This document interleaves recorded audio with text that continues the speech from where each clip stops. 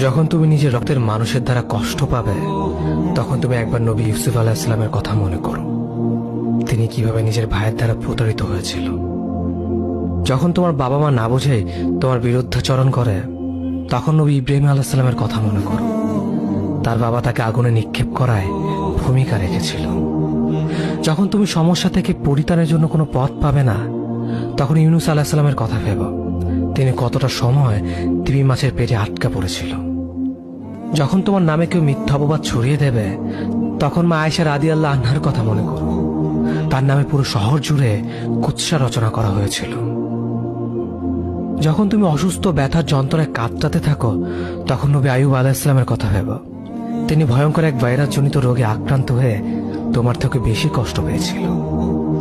যখন তুমি দিনের কোনো বিধান নীতিতে যুক্তি খুঁজে পাও না, তখন নবী নূহ আলাইহিস সালামের কথা ভেবো। তিনি কোনো প্রশ্ন ছাড়াই মরুভূমিতে নৌকা তৈরি করেছিল।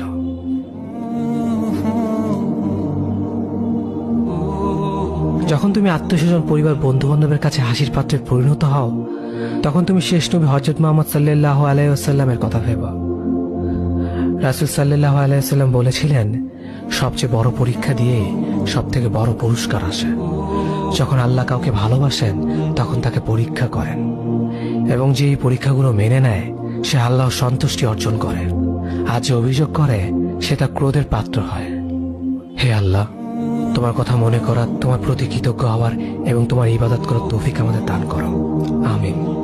যেভাবে তুমি সন্তুষ্ট হও, সেভাবেই আমাদের পরিচালিত করো।